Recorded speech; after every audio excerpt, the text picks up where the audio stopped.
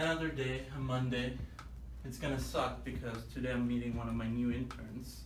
Good morning, Dr. House. I'm Farzana. She's here. Nice to meet you, Farzana. Nice to meet Not you really. too. Go ahead, we don't have time. Read this, quickly tell me about the patient. I don't have time. I've gotta go catch up with Wilson. Okay, sure. So You the know Wilson is patient- getting married for the 5th time? I didn't know. Really? Okay, continue. I don't have time. Okay, I'm sorry. Congrats to him. Okay, yeah. So the patient is a 20-year-old female, and we are we're thinking she might have Helicobacter pylori. Am I saying something wrong? Continue. Okay.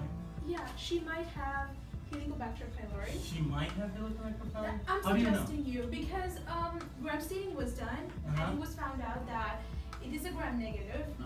The only was negative pink thing in in this color. world is Helicobacter pylori? No, but because she also feels bloated and she has heartburn. Is that how you write it? Yeah, that's the correct spelling. Okay, you know, there is at least 4 other candidates waiting for this job, and at least 3 of them are hotter than you. So you better prove yourself to me. Alright, I will. Otherwise, you can take a walk. Should I keep on? No, it's okay. I No, want talk that to me. job. What is Helicobacter pylori? Tell me. Okay, it is a gram negative Uh-huh. and it has outer and inner membrane Okay. that is separated by periplasm. Okay. I don't care. It's a spiral-shaped bacteria with 1 or 2 turns, sometimes 3.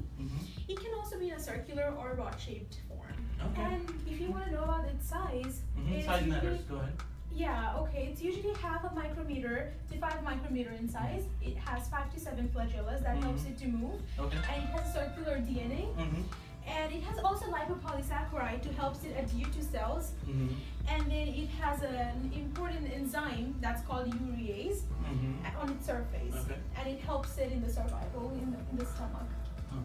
When did you learn all this stuff? Before coming here? Oh, really? Yes. Impressive. I learned it. Impressive. Cool. Impressive. Go on, talk to me. Okay. History. Well, the bacteria, it refers to being discovered in the stomach on several occasions by different scientists, but mainly its discovery came out in 1979 from the Australian Dr. Robin Ward. And I'll see. Yeah.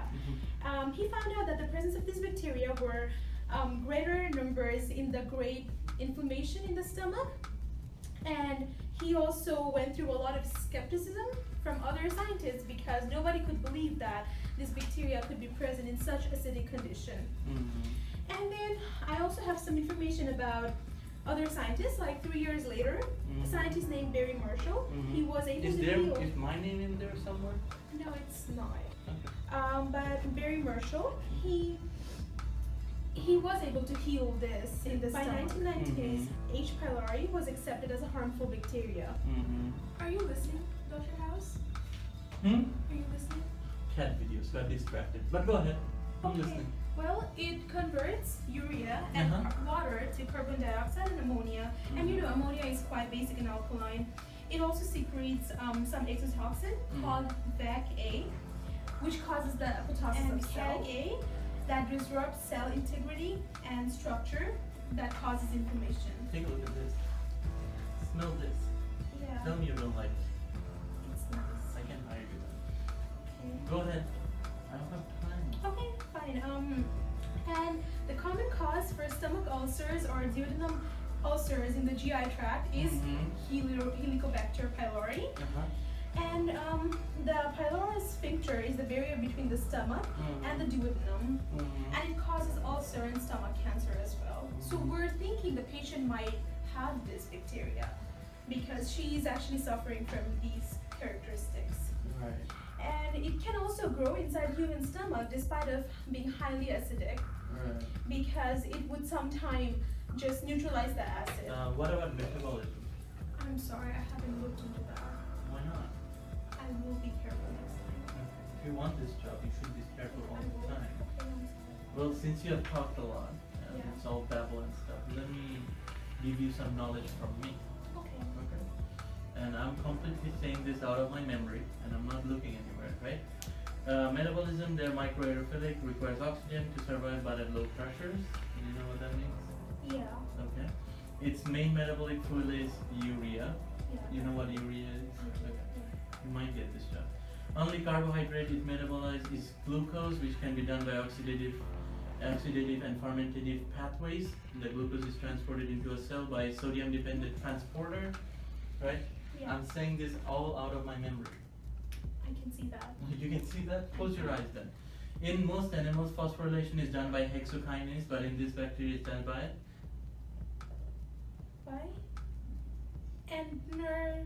Duoder? glucokinase. This explains why H. pylori can only metabolize glucose sugars. NADH and NADPH is also generated by H. pylori using pentose phosphate pathway, which is similar to glycolysis, but it's exclusive here because they use the Edinburgh pathway. Oh yeah, that I know about. That you know about, okay. Duoder I don't know. pathway. Like glycolysis, it produces pyruvate, but it uses special set of enzymes. Thank Did you. you understand anything I said? I did. You know all this stuff about Helicobacter pylori, Yeah. but how come you don't know how it chomps down a Big Mac? I know a little bit. Yeah.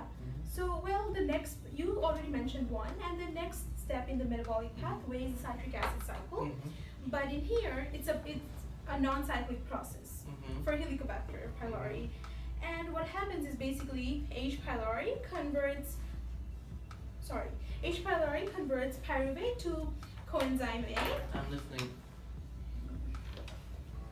Okay. By the process oxidative dephosphorylation. And the essential goal of citric acid cycle in H. pylori is to produce carbon dioxide. And it also has the ability to metabolize amino acids. And the amino acids are broken down to urea, which can be used for urea metabolism. Okay. The two main ones here are arginine and histidine. Because H. pylori didn't have any of these genes that could encode for proteins. Hey. I have something to tell you about this bacteria. Okay, sure. Can you tell me about its life cycle? Sure. So life cycle is dependent on the pH. If the pH is less than 4, it produces urease, and if it's 5, it produces the more complex antigens. Oh yeah, and I also knew about it actually. pH 7, if it's pH 7, it produces Lewis antigen that induces autoreactive T cells to initiate automatic disease. Do you think you can just steal information from her? No, And we get work the on job? it together. We Don't work worry, I on do it. environment for this bacteria. Oh right, so it has the ability to survive in highly acidic environment, but it does prefer neutral environment. Okay, what about ammonia? Okay, the ammonia, it's actually a base, but it can neutralize the acidic layer and allow H. pylori to comfortably move towards the stomach epithelial cells using its flagella. And then what it would do is it would adhere to the stomach epithelial cells using its lipopolysaccharide. Okay, what about CAG and BAC-A? Yeah, those are the exotoxins that I mentioned earlier. So CAG-A, it causes inflammation, and VAC-A, it causes apoptosis of cells. So when these cells die, what basically happens is it causes the stomach to produce more hydrochloric acid, which promotes to even more inflammation. How do they reproduce? They reproduce asexually through binary That fission. means they're no fun, okay. What is the relationship they have with the patient? Well, they're obligate parasites with no free living form in nature. Well, yet identified. Hello, ma'am. Who's she? She's the patient, and he's Dr. House. And ma'am, today we'll update you more with what you have. Letter So- that explaining. Yeah, so you have a bacteria that's called Helicobacter pylori, and you might have gotten this from food, water, or other infected objects. Do you eat spicy food? Yes, I eat a lot. Well, maybe that's how you got it. Do you feel heartburn, uncomfortableness, like do you feel bloated? Do you Yes. feel, okay, so yeah, we believe that you do have this bacteria. But well, you don't have to worry about it. We can do some more testing. This can be tested using a urea breath test, or blood test, or even stool test. And if you want to treat this, we can use a proton pump inhibitor, and same ones basically that are used to test other GI tract diseases. And well, that's about it. But the most effective right now, Dr. House said, would be an antibiotic, which you'll have to take for 21 days, and I'm sure it'll be fine. Okay? Thank you so much, ma'am. We'll see you tomorrow again. All right. We'll start her bye-bye. on antibiotics so that she doesn't die. I will. Okay. So, do you think I did a good job? Will I get this job?